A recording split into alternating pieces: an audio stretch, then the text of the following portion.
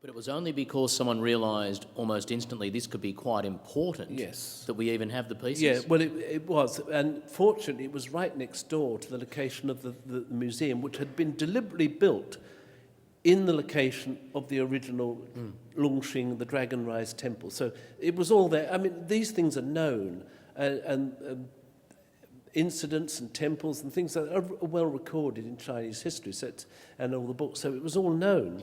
And it's there and it's recorded. But what was not known was that in the playing field next door, there were 300 or 400 6th century Buddhas. In 1999, I didn't see these. They were reported, but the first time I saw them was in late 99 or 2000 in Beijing. And I looked at them. I saw them in a special show in the History Museum. I thought, I knew Chinese Buddhist sculpture well. I knew that what had happened. I knew the evolution of style, and step by step by step by step. And here were these things that was a parallel to that. It wasn't part of the evolution as I knew it, because there was something so beautiful, so sophisticated, so contemporary, and just so eloquently different.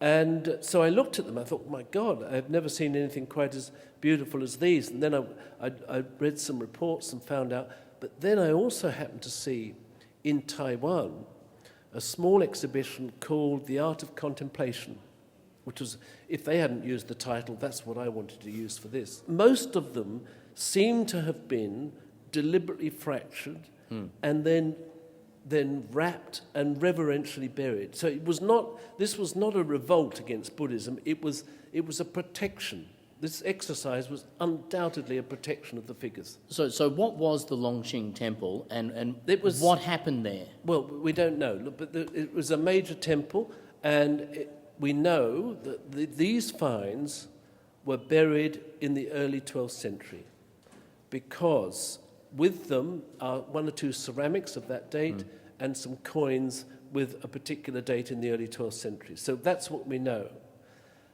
Why were they buried then? There was, at that time, an anti-Buddhist persecution.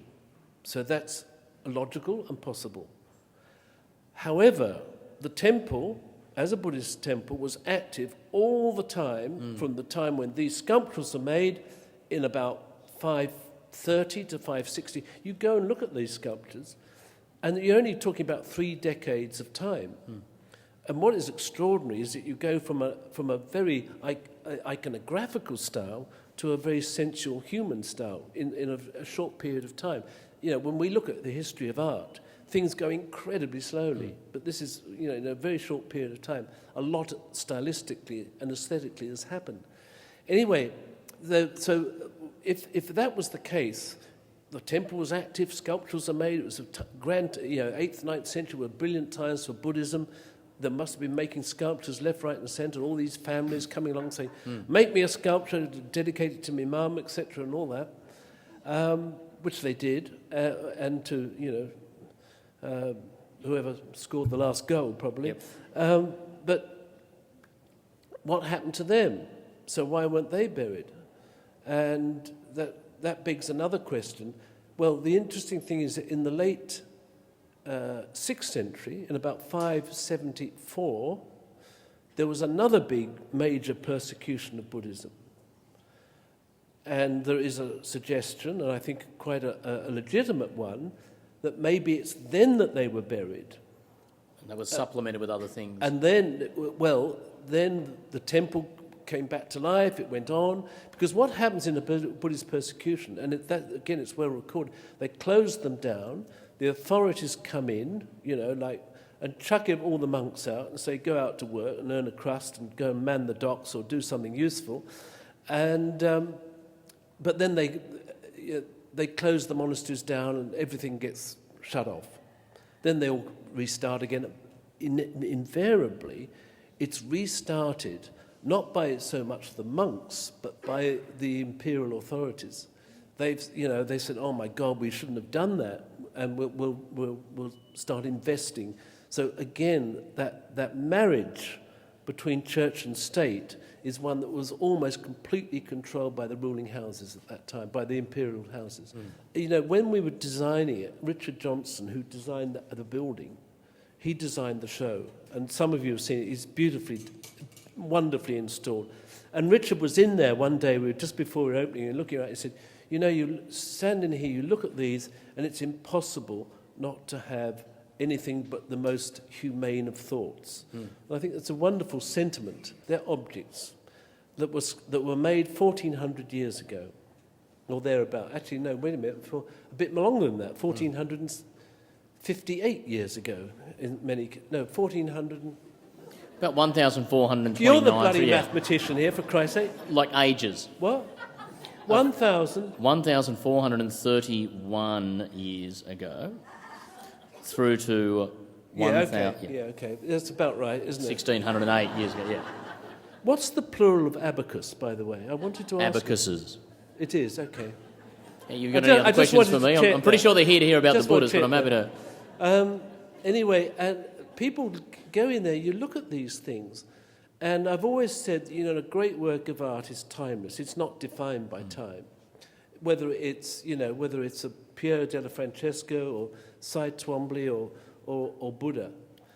And these particular objects, when you see them, the first phase, they've got antiquity inscribed into them. They've got iconography inscribed into them. They move into this next phase, which is a fascinating story about how literally in a decade things change so radically, and you're dealing with explorations of the human figure, the human dimension, and almost human sensibility to the point of being sensual in an object. And people look at that, and you cannot possibly not respond to the sheer satisfaction and fulfillment of these as objects, as works of art.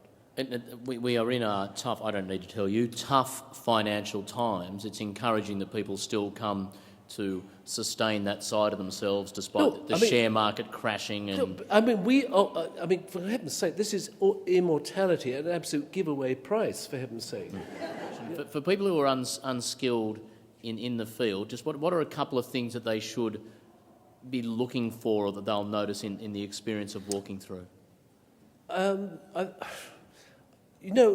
Ultimately, when you go and look at an icon or a work of art, you latch onto the thing that somehow reflects you in some form or another. And apart from the sheer presence of these things and the very contemporary flavour of them in their simplicity, in their distillation of things, I think I would go to the heads of the Buddha, and I'd look at them. And I would find myself looking at, a human sensibility expressed in the carving of this profile, these lips, these semi-closed eyes, that could bespeak all kinds of sentiments and emotions that we feel very privately. You mentioned the legacy of the gallery and the legacy of the people currently in charge. I think one of your many legacies, and this is you're not about to leave, it's not a little tip-off for the listeners here tonight, is to have created forums like this where so many people can come, and the sort of numbers that people are getting to art after hours in the gallery and people turning out to hear these sort of discussions is a great thing. We want to thank all of you very much for coming along tonight and sharing in Edmund's wisdom. And can we please thank Edmund Capon for being our special guest this evening. Thank you. And me for asking the questions.